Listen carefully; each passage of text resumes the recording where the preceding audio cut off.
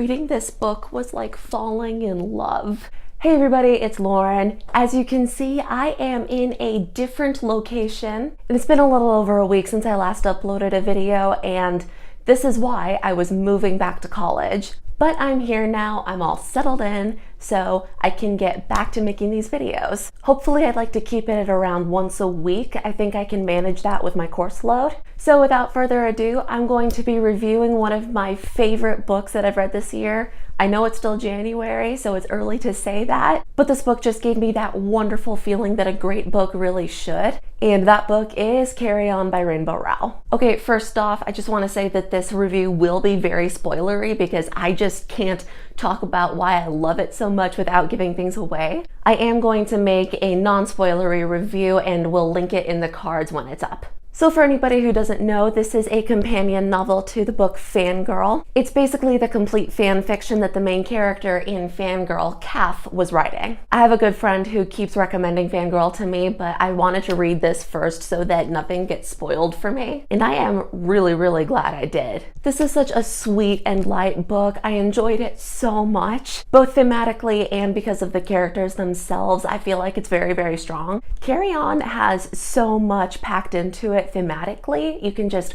really sink your teeth into it, which I definitely loved. Now, this world is supposed to be an analog of the Harry Potter world. It's about a chosen one named Simon Snow who goes to a wizarding school in Britain named Watford. It is not, however, a carbon copy of the Harry Potter books, which I was really grateful for. There's some very obvious parallels and similarities that were definitely intentional, but the magic system is different in subtle ways and in obvious ways. And I really like how language-based it was. The way I see it, Carry On is the epitome of what fan fiction is at its very best. It follows the noble tradition of correcting problematic things that are canon. And Carry On very much addresses certain failings that the Harry Potter series had. Like I said, Simon Snow is supposed to be analogous to Harry Potter, but it's not exactly the same thing. It is, however, meant to be a little bit of a criticism of the books. So the main characters of Carry On are Simon, obviously, his roommate Baz, who's supposed to be kind of a parallel to Draco Malfoy,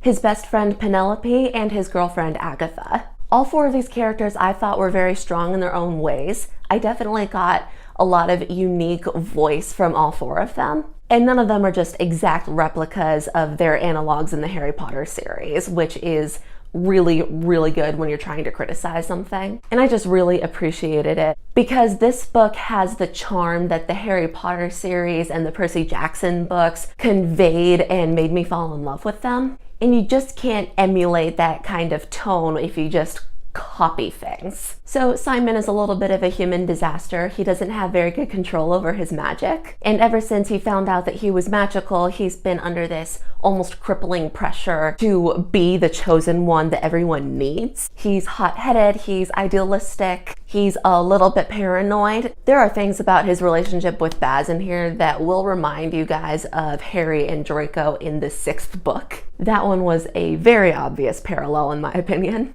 And Simon has kind of a sense of nobility and duty and doing things correctly, to the point where it causes problems in his relationship with Agatha, but I'm gonna get to her in a minute. Baz is Simon's roommate, and they very quickly become enemies, which is inconvenient when you've been living together for 7 years. Simon is convinced that Baz is a vampire, which he is, and that he is out to kill him, which he has, but not as often as Simon thinks. Baz comes from a wealthy family and has a very different set of devotions than Simon. You can kind of see a clash between upbringing and how that affects ethics. Simon's a bit of a smart mouth, but he does not hold a candle to Baz's sarcasm. Like a lot of people, I just really enjoy a sarcastic character, and Baz totally delivered. He's kind of a bad boy, and I can definitely see places where people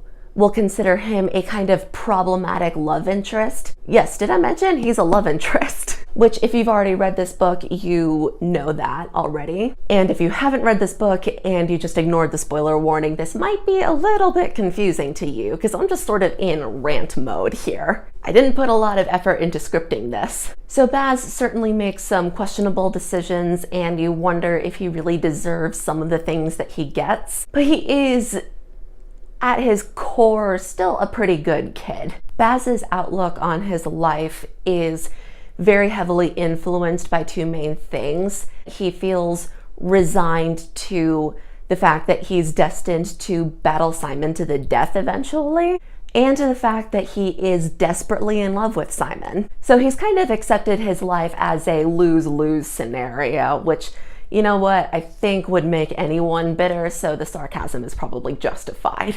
I like him. I thought his narrative was interesting to read. Now, Penelope. Penny is our kind of Hermione-esque character, except she's not from a family of non-magical people. In this book, they're called normals, not muggles. Not very original, but I do prefer it to mundanes. Penny is very reckless and very devoted. She's one of those people who latches on to no more than like 3 friends and just stays glued to them. Point is, she's a ride or die friend. She saw Simon, kind of took pity on him and was like, I'm gonna be this kid's friend, and followed through. She has stuck with him for so long. Penny is incredibly smart and fiercely independent, and she's extremely good with magic. She and Baz actually kind of duke it out for the top spot in their class. So she and Baz are rivals academically. Penny is very deeply caring and she's very opinionated. She kind of shows her love in a brusque kind of way, and it doesn't always work out, but it does often. So I think she's a pretty good friend, but she's very human. She's also really quirky and, like, I think the only character of color in this book, at least main character. I'm sure I could say a lot more about her after I reread it. So lastly, Agatha. My least favorite, not because she's a poorly developed character. She is a well-developed character in my opinion. She's very realistically designed. I just don't personally like her. Like, if Agatha were a real person, she and I would not be friends. She is the polar opposite of Simon and Penny. She does not like adventure. She kind of wants to be normal. She's not driven by the same things that the other characters are. You know, an obsession with right and wrong and nobility. She just wants a peaceful life, which I can respect. I still don't really like her. I mean, she's a teenager and she's kind of vapid in a way that you would expect teenagers to be, but she has a lot of room to grow and she ends up striking out on her own to find her own path despite what her friends think she should do or what her family thinks she should do. So she grows to be more independent like she's always wanted. To my understanding, she will be in the sequel, Wayward Son. And I'm excited to see what Rowell does with her because I'd love to see more development. So now that I've talked your ear off about the characters for a while, I'm going to address other things that I really liked in this book. First off, the way that it addressed the shortcomings of the Harry Potter series. I can think of 3 main ways that Carry On does this. First, gay representation. We've got Baz, who is very firmly homosexual. It's like he's known he was gay for a very long time. He's very secure in that. And then we've got Simon, who's kind of in the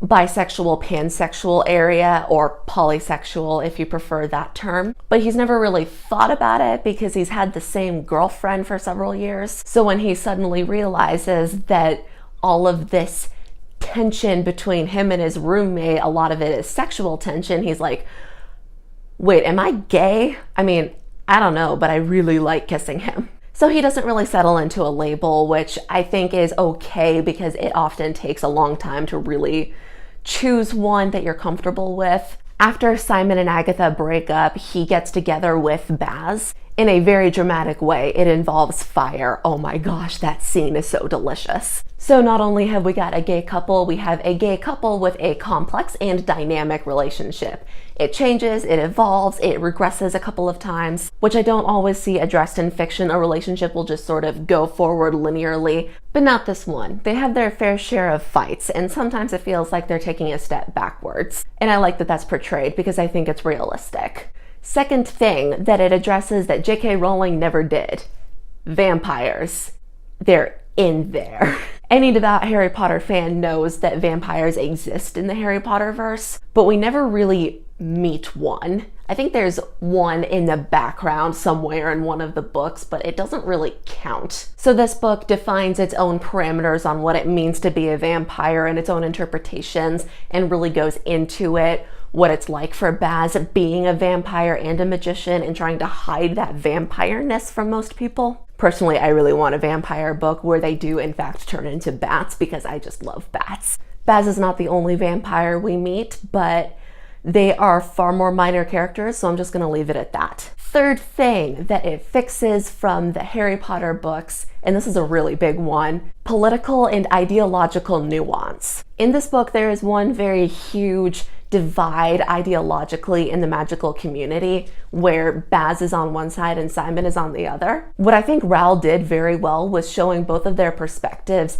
accurately and faithfully and respectfully, and putting a lot of gray area nuance onto their opinions and beliefs. But more than that, she doesn't stick to the dichotomy thing. She portrays other opinions that are more in the middle of everything. Creeds that are a combination of the two sides, kind of a middle ground that has its own bases and beliefs and opinions. So you kind of see that with Simon and Baz's family and Penny's family and Agatha's family. So I really enjoyed that, and I think it kind of cleans up the way that J.K. Rowling categorically demonized all the Slytherins in most of the books.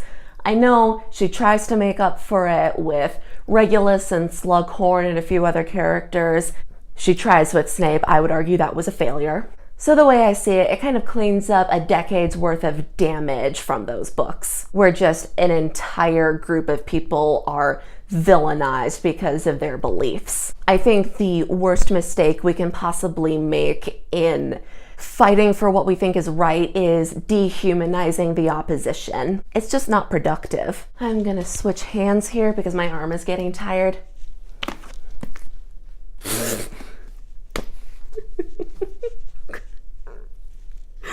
I'm sorry, it's backwards in the camera. Anyways, I mentioned earlier that I think Carry On is a great example of how fan fiction can be really, really good. I definitely have a few favorite stories that are fan fiction and are much better than a lot of books that I've read. So there are three main fan fiction specific tropes. I mean, you do see them in other books, but it's very heavily related with fan fiction that were in Carry On, and I very much enjoyed. I thought they were very well executed. First one most of us are very familiar with, and that is the "oh my god, they were roommates" trope. To be fair, most of the time I've seen this trope, it has been very not safe for work, and I don't think that's quite accurate with this. So Simon and Baz are sworn enemies who have to live in the same room. And moreover, Simon is convinced that Baz wants to kill him. And I think this played out quite hilariously in a lot of ways, and in more serious ways, but it's such an amazing source of conflict. There is sexual tension, there's holy crap, he's gonna kill me tension, and ugh, he's so annoying tension. I just really enjoyed their roommate specific dynamics. I just could eat it up. It was amazing. Next trope I'm actually including because I find this is a fault that fan fiction tends to have, and that is what I call the step aside girlfriend trope. This is where the primary couple that you're supposed to root for are two men, and one of them is in a relationship with a woman, and a major obstacle is getting her out of the way. I am not usually a big fan of this trope because I think it kind of dehumanizes the female character, and it accidentally comes off as sexist. But in this book, Rainbow Rowell took this source of conflict and kind of turned it on its head. Okay, not exactly turned it on its head, but reworked it in a way that I found a lot more palatable. Baz is definitely a major reason that Simon and Agatha break up, but there were also just inherent problems in their relationship to begin with. And Baz's presence exacerbated them in a lot of ways. Also, after their breakup, Agatha retains her integrity and her agency. It doesn't diminish her as a person in any way. She's not just treated as a plot device that needs to be overcome for the gay couple to get together, she's still her own character and she's respected. I've mentioned that I don't like her, but I really appreciate her because she's not just a plot device. She's still a teenage girl with her own willpower and her own goals and her own flaws. So that was a little bit of a fan fiction fix-it that I really appreciated. And the last one is just one of my favorite tropes of all time in and of itself, and that is the enemies to friends to lovers trope. I like it a little better than just straight enemies to lovers, which I know a lot of people really love, because it starts out with all of that antagonistic tension, and a lot of it, you know, is romantic and or sexual. But also I just love seeing that relationship change where they grow to really appreciate each other and that friendship builds. And it becomes a wonderful conduit for character growth for both parties. And I like the message that it gives. It tells you that someone whom you have preconceived notions about, maybe they're different and kinder and there's more value to them than you originally thought. It means you can change your mind. So it's wonderful for relationship development, and it also just brings this beautiful conflict into the story when it's handled really well. I can definitely see why people would think that Simon and Baz's relationship is problematic, but I fell in love with this book. I don't want to think about that. I like how the relationship developed, and I like that it leaves off with there still being room to grow for both of them. Carry On, I'm pretty sure, has become one of my absolute favorites. It has light, vivid prose. The story is cute and refreshing, and it doesn't take itself very seriously, so you can get emotionally invested in it without it totally ripping you apart. Think kind of Guardians of the Galaxy. That's what it reminded me of. Dense subject matter, but it doesn't take itself seriously. That tone made it so enjoyable for me. It has a lot of heart and it's packed full of a lot of themes that I really loved and characters that I really loved and appreciated when I didn't love them. I gave it 5 stars on Goodreads and I highly recommend it. So there you go, this has been my second book review, this time on a novel that I actually liked. My first one was on Shadow and Bone, book 1 of the Grisha trilogy. I will link it in the cards. So if you want to hear me rant and be negative, you can go watch that one. If you disagree with anything I said about this book or just have thoughts that you would like to share, I'd love to hear them. Leave it in the comments below. I am on Goodreads. I'll leave it linked in the description. And if you liked this video and would like to see more from my channel, hit that like button and that subscribe button, and I will see you next.